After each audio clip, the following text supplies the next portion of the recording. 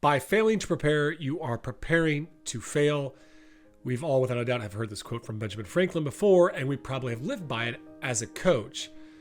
Yet when it comes to living by it, when I reflect back on my off seasons and pre-seasons in coaching, I was more often than not meticulously studying and planning to implement my tactical systems. The tactical systems, the offense, defense that I would employ that season, new drills and new ways of developing my players that season. I wasn't nearly as prepared in planning for my team's culture. Honestly, when I really think about it, I think I was probably a fairly poor tactician as a coach, a strong teacher and player development coach. And yet, most seasons, it wasn't skill development or tactical systems that was costing my team or helping my team to even do well in the good seasons. It was a cultural breakdown in seasons which cost us. Or it was those years that we got the culture right that helped us to be really, truly successful. Overall, when I look back on it, it took me a while to learn that just as I intentionally planned out how I would implement my offense, defense, review basic fundamental skills of my sport, and continuously develop the necessary skills throughout the year, I needed to have an intentional plan on how I would implement our team's culture. How would I establish the team standards and the relationships? How was I going to support those standards and relationships throughout the year? And then how was I going to enforce those standards when we saw a drop in standard, which always occurs? Well, today on the podcast, Betsy, Nate, and I unpack what each of us believe to be essential steps to laying a foundation each season. Welcome to the Coaching Culture Podcast. My name is JP Nerbun, and I'm here with my co-hosts, Betsy Butterick and Nate Sanderson. The mission of this podcast is to help you become a better leader and build a better team culture. To get the notes to this in every episode of the podcast, all you need to do is subscribe to the Team Culture Toolbox. There's a link in the details of this episode, or you can do so at tocculture.com. Also, check out Betsy's blog on Substack at Betsy Butterick. All right, welcome back, folks. Excited to have another conversation here with Betsy and Nate. And today we're going to be unpacking what it comes down to laying a foundation for your culture every season. How do we do that well? What are the things that you need to do year in and year out? When it comes to laying that foundation for your culture. And there's a lot of times some coaches have months to get ready for the season. They see their players in June and season doesn't start till November. Some have like a week or 2 weeks before they head into competition. But we're kind of talking about, hey, these are kind of our non-negotiables. We're going to do these 3, 4, 5 things every year to lay the foundation for our culture before we get into competition. Because once you get into competition, all bets are off, right? The thing is rolling. And if you haven't laid a good foundation, you're going to be really having a hard time. You're going to be swimming upstream. So, Betsy, Nate, when you see coaches struggle with laying this foundation, what are some of the obstacles that you see first off, before we get into what we actually need to do? Yeah, the perceived time. And I say perceived time not to invalidate the fact that building culture and culture creation intentionally takes time. What I do see often is that coaches feel like, especially fall sport coaches, where we've got a really short preseason, it's like, I don't have enough time to do this well. And so I'm going to skip these certain parts of it. And it's like, even any time devoted intentionally to doing this well, even if it's not the ideal amount of time that you would want to devote to it, has a value add and creates a return on investment. But oftentimes with coaches, like, oh, we don't have enough time and we've got all these new players. And so I need to get to know them. And that's going to be the best way for me as a coach to manage our culture. And so it's just a felt need to pick and choose where you prioritize time is one that I see really frequently. Yeah, and there's just so many constraints over, we'll talk about wanting to meet with players and get on the same page with your staff. And, all of them, they bring their calendars to the table as well, right? Which makes it hard to get some of those things scheduled sometimes before you're getting into your season. So I certainly resonate with that, Betsy. And I do think there's part of it, I think back to our preseason last year, which felt really rushed, as we're transitioning from the fall season right into the start of our season, and we're playing 10 days later, and you just feel the crunch of this window. And so you look at the list and you think, well, we talked about this last year. We did this last year. We've got a veteran group. We've got my fourth year, I'm the only coach that they've had. So you sort of expect those things to carry over year to year and maybe skip some steps along the way. I think we did that, and it probably didn't help us in the long term. So there is a sense of, almost an urgency where you got to try to pick and choose. And sometimes those culture pieces that are really important are the ones that are cut to the side. I think you guys hit on probably the most important piece or excuse that coaches use, which is the time thing. But I think the more rushed we feel, probably the more important it is actually for us to slow down and stop. And and Nate, you touched on a piece there where also coaches are like, well, we did that last year. I look at my wife's sales team at Google, and they go twice a year. They've got a reshuffling of the teams, and twice a year they sit around and they spend an hour or two as a team going over the best of me, where each not a player, they're not players, they're salespeople, right? And they're going over like a little bit of their own personality. They're telling their stories of who they are, what's important to them, a little bit of their background in life, their personal histories, right? And each employee has a slide, and there's potentially 6 to 12 people doing this. And let's just say those 12 people, there could be 9 that have already heard Nate's slide. But every time my wife says it's something different. Something different comes out of that reflection. Everyone makes a tweak to their slide and this and that. And I think that's beautiful. I think it's powerful. I see you see the Lions football coach right now. There's a great article that came out in The Athletic recently about how they did that at the Detroit Lions this year as they went down and they asked, hey, who are you? Put together a slide. And I love that type of activity because it gets people looking internally and talking and sharing about themselves. But at the end of the day, yeah, okay, we did it last year. Does it mean we don't do it again? No, there's still a lot of value, and you can almost build off of what you did. So I see that one as an excuse as well. And I think you touched on it too, Nate, of like, well, not everybody's going to be here. We got to get the perfect time where everyone's going to be here. It's like, what a great opportunity for a few people to be missing and the people that were there to communicate what happened in that room there. And I just was working with a business there last week, and that's what happened. They had 35% of their people on the team missing. That was fine. We saw it as an opportunity, not as a reason to not go ahead with something they committed to.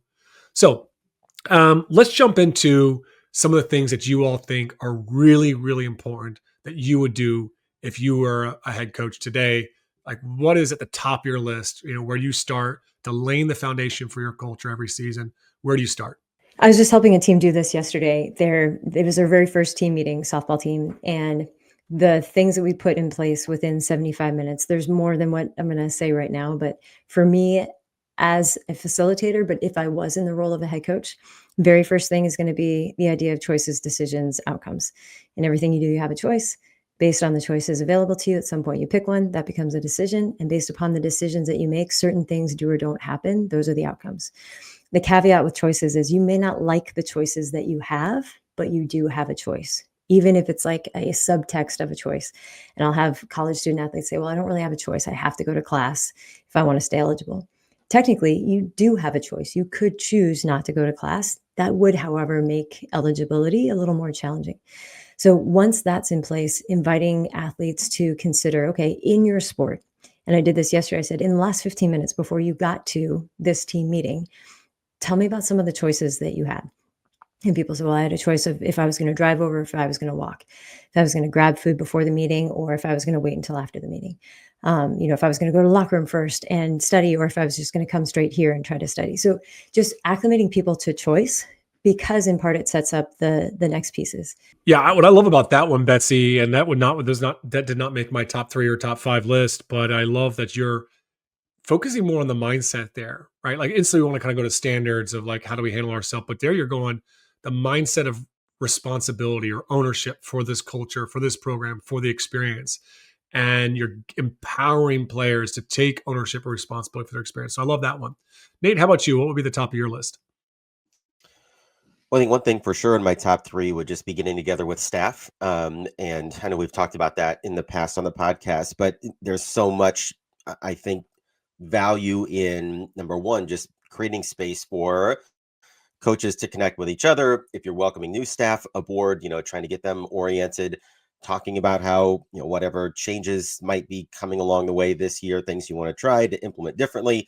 And so, just getting an opportunity to spend some time together as a staff in the same room, it has always been one of my top priorities. And there's some years where we've been able to do a staff retreat and like literally get away for 30 hours and go stay somewhere and hang out, and get some work done. And there's other times where we haven't been able to do that, and I've had to almost do it individually. And, in those years, it's just not the same. It's great to connect with every staff member. It's not the same when we're not all in the same room. So I think just being able to get on the same page with expectations. What can they expect from me? What can I expect from them? What do we need to do to make this season work, the best for our athletes? That sort of thing is critical there before the season starts. I like how you kind of give examples of like there's optimal 30-hour retreat away, and then there's also just like foundational. Like at a very basic level, we're going to at least have one-on-ones to have some expectation setting. Not ideal, but that's what we can do this year. I think that's huge. I would build off a little bit of that, but I would go even before that. Before you have that staff meeting, before you empower players to take responsibility, I would go back and just as a coach, give yourself, whether it's a day, an hour, a week, ideally, you can just sit back and reflect on your identity as a coach. Who am I? Who am I not? Your mission, your vision, your purpose. What are your core values? Maybe there's some tweaks in there, maybe some of the core principles. And then how am I going to grow myself as a leader to really embody that, aspirational identity as a coach, right? And to live my purpose this year. How am I going to lead myself better this year? And then how am I going to better lead the team this year? What are we going to do differently? And from that, I think it really sets the stage for a lot of beautiful conversations in that staff meeting or whatever those team retreats, because you come in having had taken responsibility first for what was in your circle of control. So that's where I would start, was just some bit of personal reflection.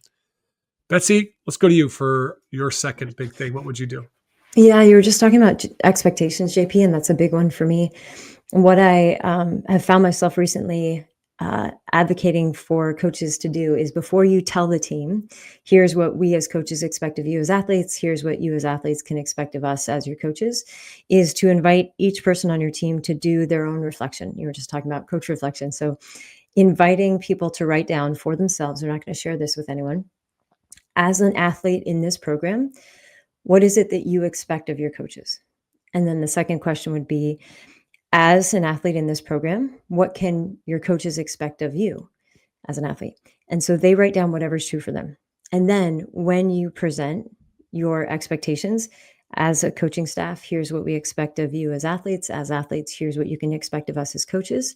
When you present that information from your staff, invite the athletes to cross off anything on their list that you've covered, because then what's left on their pages are just unspoken expectations. And in the work that I get to do, I found that these unspoken expectations tend to be the most problematic long-term within a team culture. So whatever's left on their page, oftentimes I'll say, throw up a Mentimeter poll so it's anonymous, and have people write down whatever's left on their page. There's no identifying information, but these are the expectations that are present within the team that likely need to be addressed before issues become problems. So that would be a big one for me, is like level setting expectations so everyone has shared understanding, clarity, shared responsibility. Yeah, Betsy, I love that one. It's like a much better version of what I talk about, is like the shared mutual expectations, where coaches ask the athletes, hey, what do you need from me this season to be successful? And then, coaches come back and share what they need from the athletes to be successful in their role. I just absolutely love that. Nate, how about you? I think at some point, you need to have the kind of who are we going to be meeting, with players. We typically did that before our first practice of the season, and we've done a lot of different activities with that. But whether that's standards review, what do our values look like in practice, in the weight room, on the bus, etc. What are non-negotiables? When are we, what behaviors are above the line, below the line, like however you want to frame that. I think just sort of coming to a common understanding of these are going to be the most important things for us this year. Often even asking players for permission to coach those things, not just the tactics and the X's and O's, but when I see behaviors that are below the line, we're almost asking for permission because that's not who we want to be. And just trying to be really clear about those things. And it's not an exhaustive list. We're not coming in with 15 non-negotiables and a bazillion rules. It's really more about like, how do we want it to feel when we are together, and what behaviors are going to bring us closer to that. And just having that conversation before we get sweaty and before we're distracted by all the other things that are going to happen in that first week, I think is really important. Yeah, I love that. I think what I really see a lot of is coaches work really hard. They create this team manifesto or co-create team standards. They do a really good job one year, and then the next year they're like, we don't have time for that, or it'll be repetitive, or they just kind of skip over it, they gloss over it. And one thing that I like is just take last year's. You don't have to carve out the whole weekend again to do it. Just take last year's, sit down, break your team into groups, and put up what you had last year about who you were, what are your values and your standards, and give them like four options. We can start with double click on something. What do we want to talk a little bit more about? Hey, what does that mean to us now? And has it evolved? We want to raise that, and then there's options 2, 3, 4, which is to bolden it, like, hey, we want to underline that, put it in bold. Like, that's a standard that's going to be really important for us. Maybe we want to cut something. Maybe that's, hey, that's not really important to this group. Maybe it's not what we need now. Maybe it's just it's becoming so standard that we really want to reduce, right? So sometimes there's cut and sometimes there's add. Maybe there's something missing from those team standards of that group, but you can do that in 30, 45 minutes to an hour. Break them into groups and allow them just to discuss, cut, add, and bold and underline certain standards. But just that type of review helps them to co-create, come back to what's really, really important. And it's really cool for the new players in there that weren't part of that. If you have new players and old players, I know some teams are complete resets every year. But in this situation, like, it's great to have the old players to talk about what that means for them, what that looks like. How does that standard show up in practice, games, the weight room, those types of things. So let's go over to you, Betsy. What was you have a third one there for us?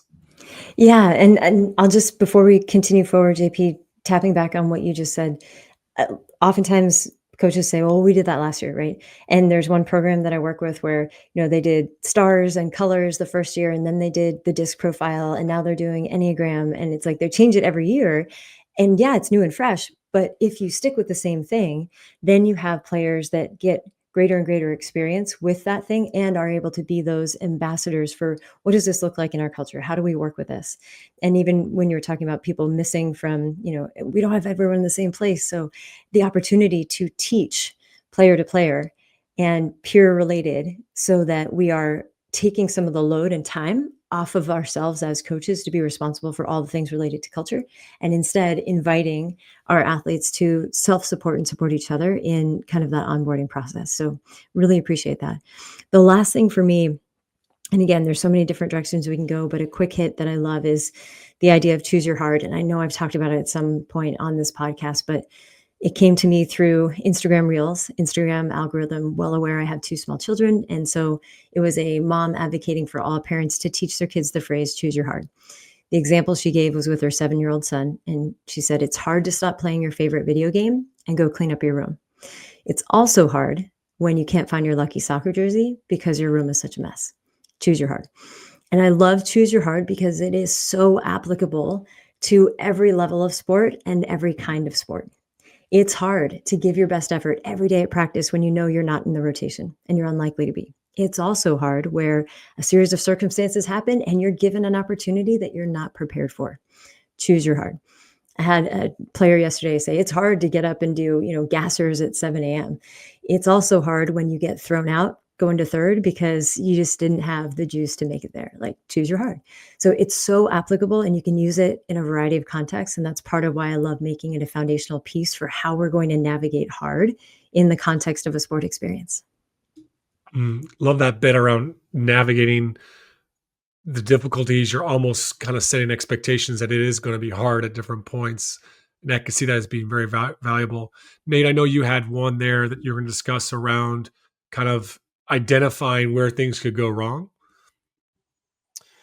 Yeah, I think one of the things that we've done, from our exit interviews to our preseason, conversation with the coaching staff, and often with our upperclassmen in our preseason meetings, we'll just ask, do you anticipate any drama for this year, next year, what have you? And I think that, in some ways we're kind of creating the oh shit list of like what could go wrong, just so that those things are on our radar as a coaching staff. And in the same way that we would look strategically and tactically at, we lost a post player. So some things are going to be more difficult for us inside, this year. It's very similar if you lose, some key leaders or you lose your hardest worker. Like there are things that are going to affect your culture as well, or maybe certain families coming into your program or whatever it might be. So, just being aware of like, here's some potential speed bumps along the way. And as a coaching staff, oftentimes you might have a sense of what those would be, but even allowing the players, to put those on a piece of paper or put a list together. Again, it just allows us to start thinking a little bit about them. And if it is, let's say, for example, you've got 7, 8, 9, 10 are all very close, and you're only going to play 8. That's going to take a different level of intentionality and coaching on our behalf in front of, or, so that we aren't reacting to that becoming a problem as the year goes on. Those are the kinds of things that we really need to be having conversation about and giving attention to as a coaching staff, and maybe with our team leaders in the preseason for sure. Yeah, I love that one. I would say, I have a hard time keeping mine to 3. I want to push it to 5 because I don't really know like what I would leave out. Like, but for me, the relationship piece. I mean, I think we've talked a lot about the culture as far as standards, but it's like how are we building into the relationships within our team? And I think coach to player and player to player. And so I think that would be my 3 and 4. Is that my number 3 is like probably I want to have a one-on-one with every player before we head into competition, at least one time, if not twice, right? I usually like to before heading into competition, I want to have a role conversation because here we're heading in there, we're starting to see playing time and roles. Now that sometimes happens after a few games because you might still be trying to figure out your lineup and all that, but that's probably the second conversation. But that first one-on-one is going to be really about what are their dreams, what are their aspirations, for the season, for their sport, for life. I was just reading the book Dream Manager by Matthew Kelly, and it's just simple concept, little fable story of like this company that hires a dream manager. They're just responsible for looking after the dreams of people and within the organization. And they have like this organization's like 300, 400 janitors, it's kind of a cool fable, but at the end of it really made the underlying concept is, so often, whether you're a business, this, fable, fictional janitor company, or you're a basketball team or a football team, is we want all the players to be bought into the mission of the team or the mission and the vision of the company. And yet, how much are we bought into their mission, their vision for their lives? And by investing in them and their dreams, right, all of a sudden we'll get, tenfold our return. So great book to check out. You can listen to it. It's a very, very, very short book. I highly recommend it. But I want these to be the dream conversations, and I think I talked about my wife earlier. I think she does an amazing job with her team and that she really gets to know about their families and where do they want to go? How does this job help them to accomplish what's important in their life? And same with our athletes in sports. And then I think that, that the connections piece, I mean, simply, I know I talked about the Detroit Lions head coach, but like that was simple, very simple. Let's just get in a room and let's just share our stories. Who are we as people? And it's just so simple, but it allows people, and you can do speed dating and other activities that we've talked about in the podcast and in my book, but it's just, there's a lot of different, cool icebreakers, but I don't really care about icebreakers that are just scratching the surface. I want icebreakers that are really getting people to look internally into themselves and then share. I had one college soccer coach recently. He did this with a team retreat. They had like a day and like maybe 10 hours to do it. He said, what are 3 questions that they could get into groups and ask? I said, give them one question. I said, and that question is, what's most important to you about being a part of this team? And then have them ask that question 3 times in a row. So the player would go, well, what's most important to you? Well, it's being with the group of girls that are working towards a common goal. Great. Well, why is that so important? And why? So just asking it multiple times got the person to start to look internally, and all this new richness came up. So keep it simple. It doesn't have to be these elaborate team building activities, playing paintball or anything like that, but just go be together and share and learn about each other would be my other big 3, 4 for laying the foundation. If I can just piggyback real quick, JP, on the Dream Manager book, I read that a number of years ago, and we actually, in my classroom, had the dream wall. So our first activity to start the school year was kids would list, 20 of their dreams for their life, and they would pick three and bring a picture in and put it literally up on the wall in my classroom. So the whole left side of the wall was all these pictures that represented their dreams. And their first assignment was, how can this class help you take one step closer to that? And so even kids that wanted to be dirt bike riders or, whatever, like getting good grades or learning X, Y, and Z, might help me. Right. So I think the same idea, not everybody's going to come onto your team that wants to be a professional athlete or play at the next level. Some might literally just want to have more friends, but being able to connect what we do to what you want to accomplish. And then you talked about the importance of sharing and connection, even sharing that, and we would do that. We would go around the room and each kid would pick one dream and get 60 seconds. That was a class period, and they got to share that with everybody in the group. And it was a great way just to be seen and to see, in that case, their classmates before we even started doing any work together. Yeah, I love that. That's a great, and I think he actually talks about in the book of just getting your employees together and having them share is a great way to do that. So I think that's fantastic. So, kind of to finish out here, there's one last equation I think we need to bring in for most sports coaches, which is sports parents, right?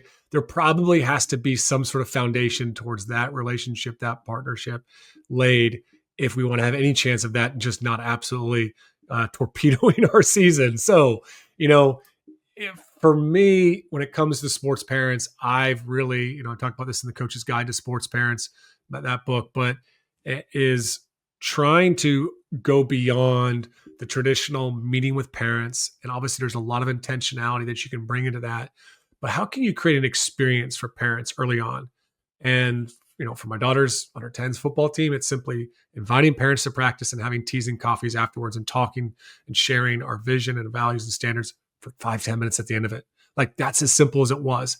But doing that last year and the year before, honestly, in year one, like 5 parents showed up. Last year, every single parent showed up, or they had a family member sent because their daughters talked about it. They thought it was so much fun. And I had a parent, now a coach, come up to me the other day and say, that's the reason I'm coaching. Because, I said I'd volunteer after that because I got to experience the kids. I got to other kids other than myself, my own, sorry, not myself, but my own kids. I got to experience the other coaches in a new way. And that just like opened the door up to that. So I think that doing something that is inviting parents into relationship, not just with you as the coach, but with the other players and other parents in there, starts to really break down walls and actually bring more of that family feel to the team culture. Yeah, I've even seen like on parent Zooms, let's say if we have our, kids are from all over. And so we've got a parent Zoom because schedules and all the reasons. And instead of having parents whose kids play the same position be like adversaries, like, well, I want my kid to play and, I want my kid to play. I've seen coaches group them together and be like, okay, for this position, this is what we're trying. Like, we want each position to be the best position on the field.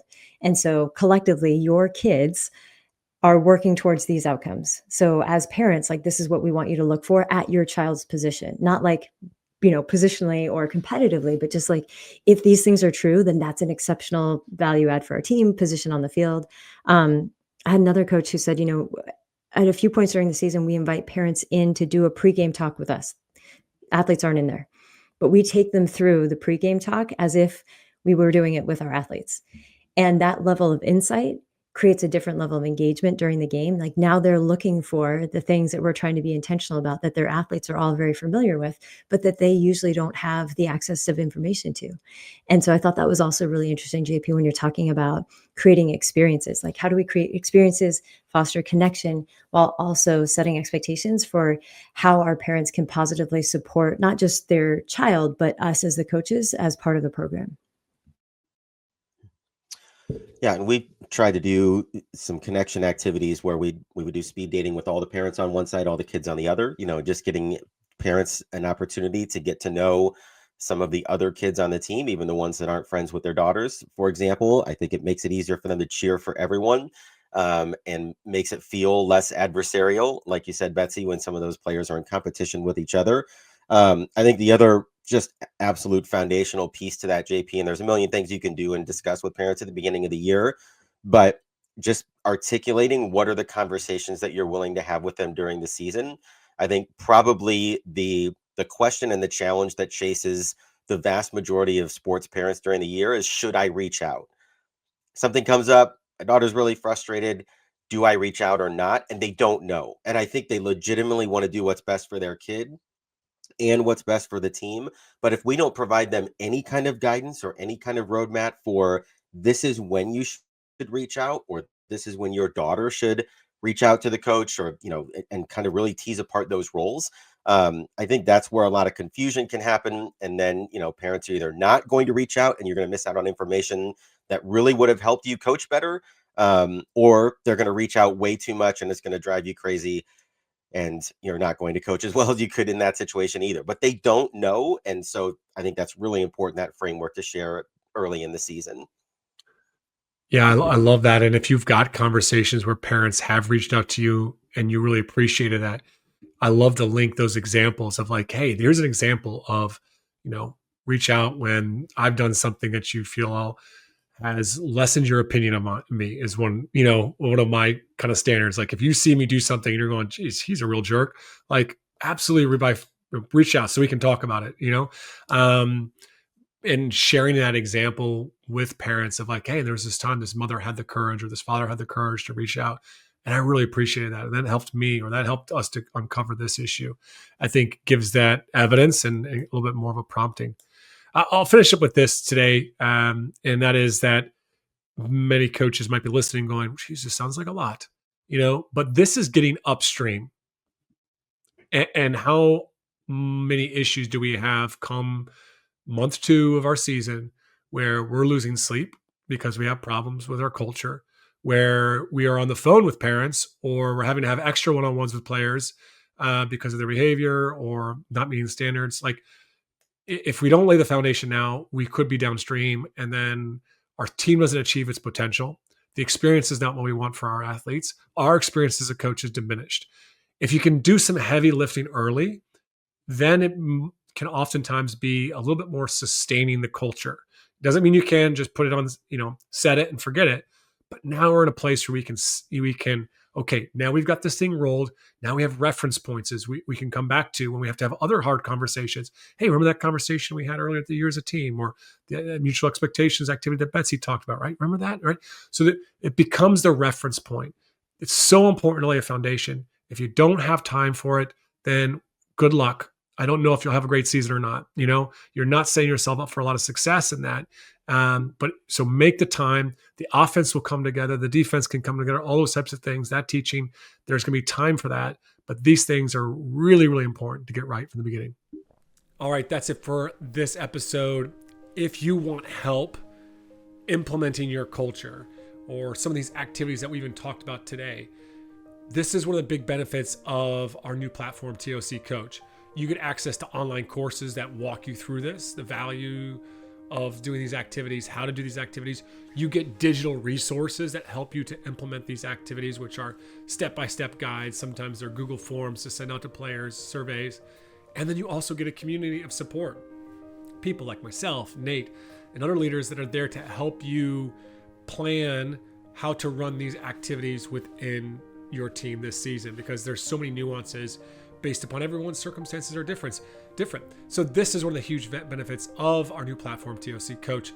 To learn more about that, you can subscribe to our weekly newsletter. If you haven't already, there's loads of details there, as well as just head on over to tocculture.com. When you go to tocculture.com, you'll see different options for you as a single coach, or if you're considering this for your athletic department or club, so that all your coaches can get access to this. Thanks again for listening to the podcast. If you found it valuable, please leave us a review, and most importantly, share it with someone else who might find value in it. Also, don't forget to subscribe to the Team Culture Toolbox, our weekly newsletter at tocculture.com.